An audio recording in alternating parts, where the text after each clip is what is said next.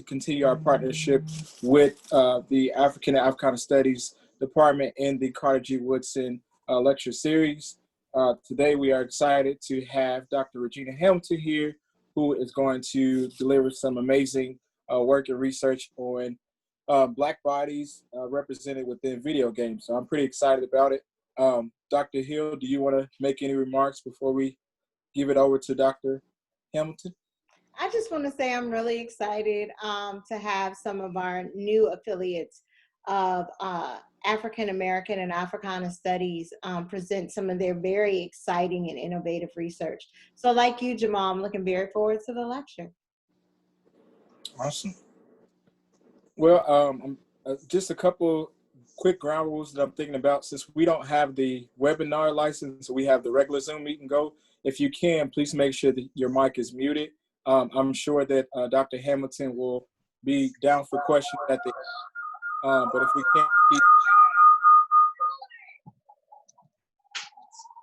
we can keep the focus on her, that would be great. All right. So Dr. Hamilton, the floor is yours.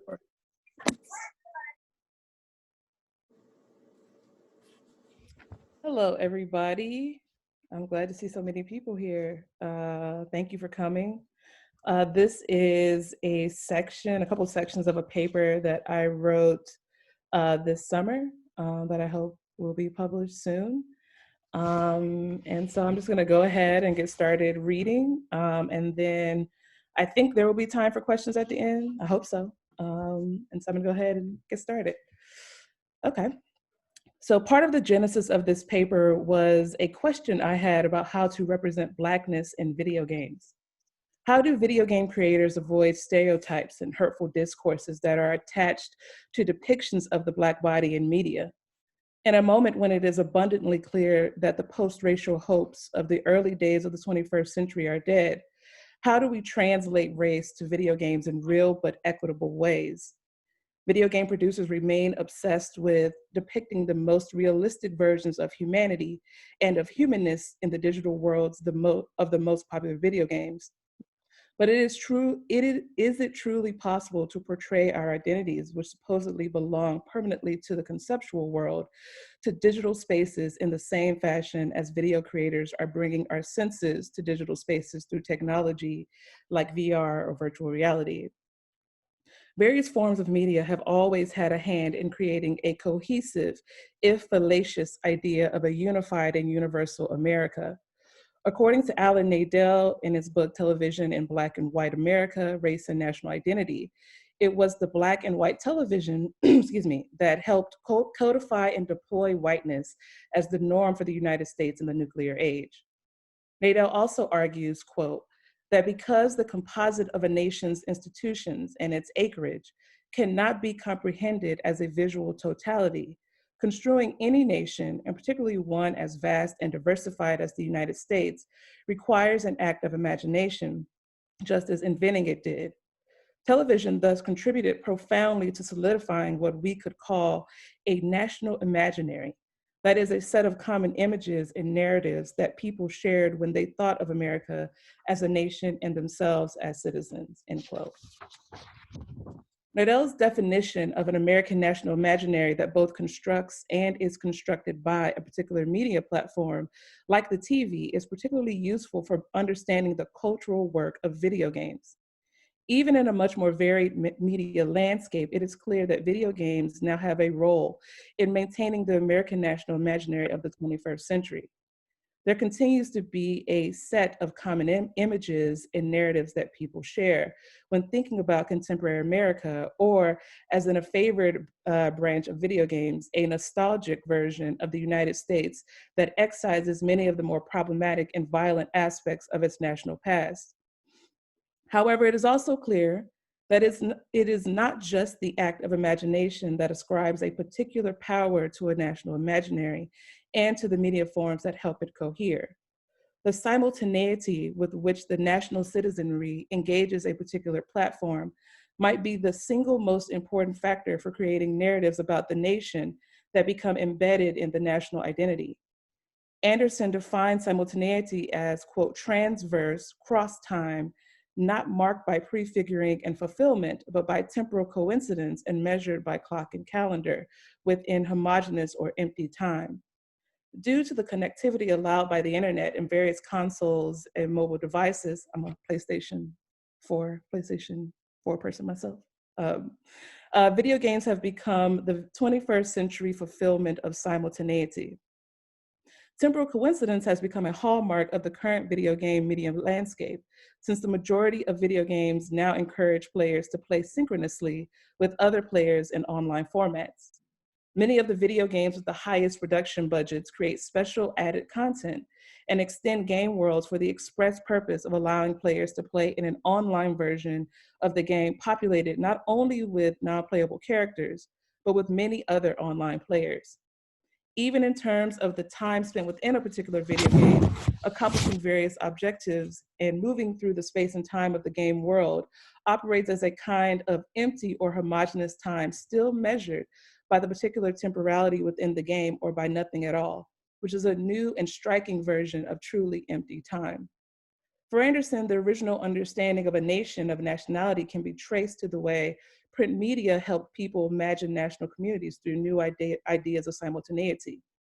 Print media also strengthened and expanded burgeoning national imaginaries by using narrative to present the people and discourses that belonged in the ideal nation. In some ways, nations are always forming and reforming themselves. And in 21st century America, that work continues through promulgating narratives and discourses of ideal Americanness.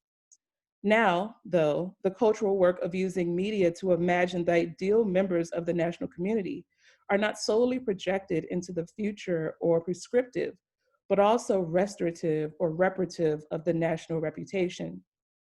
In America, there are now hundreds of years of media, print, electronic, and digital, that recognizes white men as ideal members of the national community, and which affirm that the lives and prosperity of white Americans are the primary concern of the nation. The American media does not only focus primarily on white people and their stories, the media also does a conscious and careful job of weaving the stories of white Americans into the story of America itself, while generally ignoring the contributions from Blacks and other people of color that help to make America. Video games is the newest form of American media, have become yet another American media platform that is intimately involved in bolstering an American national imaginary, which centers whiteness and maleness at the cost of everyone else. Video game creators and the narratives they produce continue to ignore the existence, or at the very least, the humanness of Black characters, because that is what American media has always done.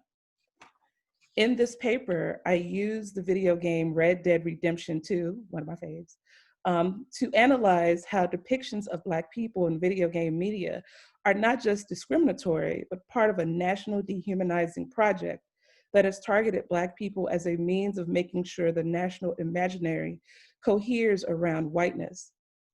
Though my argument focuses on Red Dead Redemption 2, much of what I discuss is relatable to many of the narrative-heavy action-adventure games set in various historical and futuristic versions of America and played on 8th-generation consoles and various devices, of which the PlayStation 4 is one. As both a literary critic and a person who has been playing video games since 4th-generation consoles, so that's like early 90s, I have witnessed firsthand the changes from shoddy animation and loosely constructed storylines to games like Red Dead Redemption 2, which was hailed as being one of the most realistic video games to date. Actually, one scholar wrote about the game as being too realistic for people to play. The realism basically ruined gameplay in a sense, because it took you forever to clop on your horse from one place to the other. In this game and others like it, players maneuver through extensive narratives within an extensive game world, all the while building various relationships and making decisions that have real narrative weight. 21st century video games that are steeped in narrative and human relationships require a different kind of analysis than the video games of the past. To truly analyze the characters and narratives within video games and how both are used to support the American national imaginary, it is imperative to bring together Black studies and literary studies as major components of video game studies. Literary scholars have been slower than others to take the narratives within video games as seriously as we should. However, as video game producers seek to make their game worlds and gameplay a more realistic human experience by utilizing literary genres, plot, structures, tropes, and archetypes in video game construction, literary studies becomes an indispensable analytical approach. With each new generation of technology, video games become more narrative-based, and literary scholars have to play a role in acknowledging and examining how the gaps and prejudices associated with certain themes and tropes continue to be layered into video games. Using both literary studies and Black studies, I hope to excavate the oversights and excisions that predominantly affect how Black people are depicted in American media. Black studies is of utmost importance as I try to analyze the complicated nature of representing Black characters in digital spaces. As video game producers tap into the foundational narratives of the American national imaginary, that's my computer, sorry, discrimination and racism take center stage, even in the most contemporary of video game settings. So at this point, I have a section of this paper that I'm going to go ahead and skip and move down to the last section, which has the same title as the talk. So it's called The Flesh Made Digital, Representations of the Black Body in Video Games. Like many players and critics, I remain concerned about the dearth of Black characters in video games. Excuse me. Yet the larger problem is that even when Black characters are present and given larger roles, they are not imbued with more or sometimes any humanness. Moreover, it does not matter if video games are full of Black characters or other protagonists of color if the race of these characters is not at the core of their cultural identity. That's a quote from Greg Tate in Mark Berry's piece. He was slamming Samuel Delaney for that in his work. In other words, solely giving a video game character a brown skin tone does not make that character in any way representative of Blackness or of actual Black people. With very few exceptions, players are left with Black characters that exist as a form of digital blackface, because video game producers are more focused on using stereotypes to give Black characters a legibility that centers on the white male gaze. Again, excuse me, again, whiteness and maleness is the basis of being legible as human in American media, and representations of Black video characters as disconnected from the history of the nation plays a part in making Black people legible as only subhuman or inhuman.